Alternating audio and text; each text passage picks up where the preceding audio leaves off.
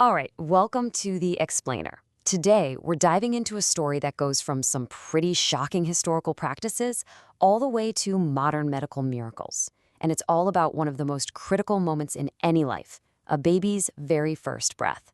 You might be surprised to learn just how recently we figured out how to get it right. So let's start by jumping back in time to an era where trying to save a newborn was, well, a mix of sheer desperation, a ton of guesswork, and some ideas that sound absolutely wild to us today. Take a look at this. This was called the Schultz Method, and yes, that is exactly what it looks like. If a baby wasn't breathing, a common practice was to literally swing them upside down. The idea was to use gravity to clear out their airways, and hopefully, the shock of it all would jolt them into taking that first breath. And believe it or not, swinging was one of the more organized methods. For centuries, the go-to toolkit included things like blowing tobacco smoke up, well, you can read it right there, or even using a raven's beak. There was also rhythmic tongue pulling, electric shocks, and dunking babies in alternating baths of hot and cold water. Now, it's important to remember this wasn't malice. This was people doing anything they could think of in the total absence of real science. And this quote just nails it. As recently as 1991, a medical expert pointed out that how we treated these babies was built on extrapolation and assumption, not actual clinical data. We were, for almost all of human history, just winging it. So what changed? What was the big turning point that finally dragged us out of the Dark Ages and into the world of science? Well, it really started with one brilliant woman who knew there had to be a better way. In 1952, an anesthesiologist, Dr. Virginia Apgar, came up with a super simple scoring system that completely changed the game in the delivery room. Her work was the spark that ignited decades of progress, leading to standardized training, textbooks, and eventually, a single set of global guidelines for saving newborn lives. You see, the Apgar score was genius because of how simple it was. For the very first time, everyone in the room had a quick, standardized language to talk about a baby's condition based on 5 objective signs. It moved the conversation away from a subjective, and the baby looks okay, to a hard number. This was basically the birth of data in the delivery room. It meant that care could finally become consistent, measurable, and scientifically better. And this new obsession with data led us straight to the high-tech, evidence-based approach that we now see as the standard of care in delivery rooms today.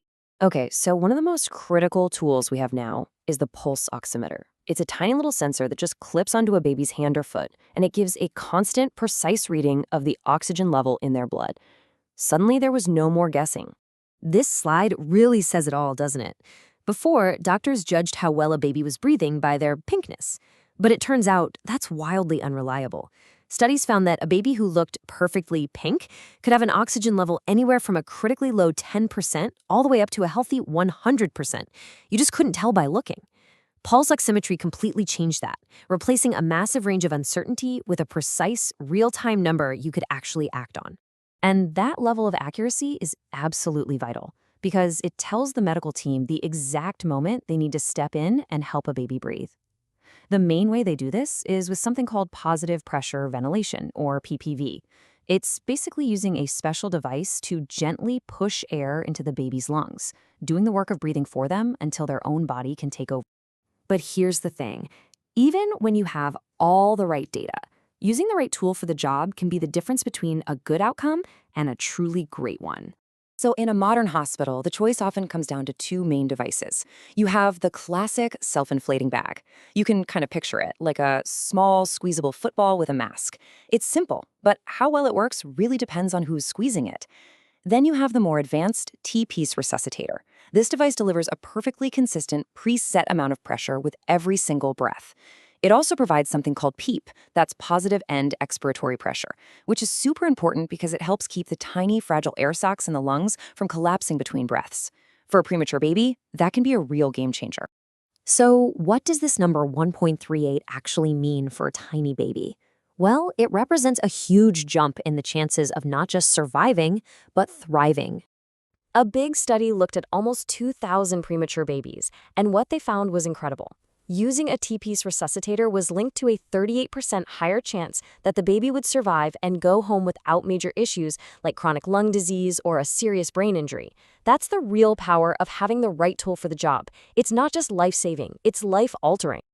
Okay, so that's what's possible with the best technology. But what happens in places that don't have access to all this advanced equipment? Let's look at how this knowledge is being adapted, because a baby's first breath is a truly global challenge. The gold standard training called the Neonatal Resuscitation Program, or NRP, is really designed for wealthy hospitals with all the bells and whistles. But that's not the reality for much of the world.